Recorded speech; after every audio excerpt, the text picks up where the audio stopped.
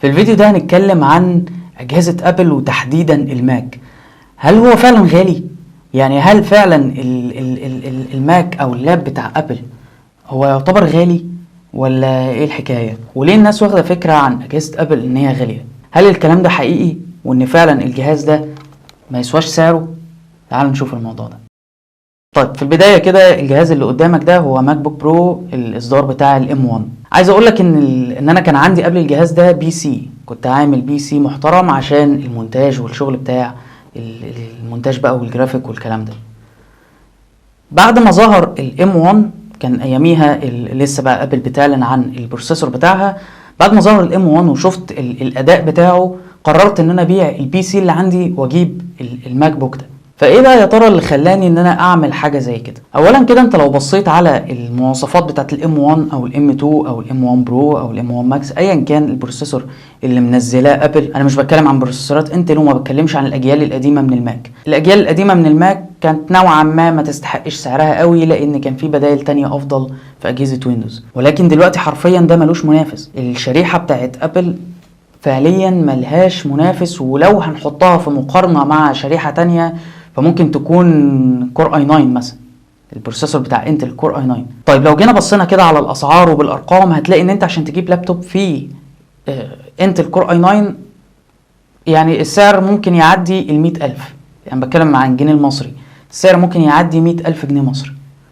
بينما انت لو بصيت على جهاز تقريبا قريب منه في الاداء ان ما كانش يتفوق عليه، وبتكلم عن الام 1 كمان، انا مش بتكلم عن الام 1 برو ولا الام 1 ماكس ولا الام 2، يعني بكلمك عن الام 1 اللي هو الجيل بتاع 2020، بتلاقي ان الجهاز ده فعليا بنص السعر وبيديك نفس الاداء ان ما كانش احسن. ده انا عايز اقول لك كمان ان في نقط تانية بيتفوق فيها الماك عن اجهزه ويندوز بخلاف البروسيسور. انا بتكلم عن الام 1 اللي هو فعليا يعني تنين، فما بالك بقى بالام 2 وما بالك بالام 2 الترا اللي لسه اعلنوا عنه اول امبارح ده ولا من كام يوم. الحاجات التانية اللي بيتميز فيها الماك برضو غير البروسيسور الشاشه.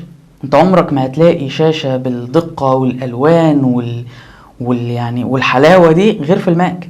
عمرك ما هتلاقي شاشه بتديك الوان مظبوطه فعلا غير في الماك.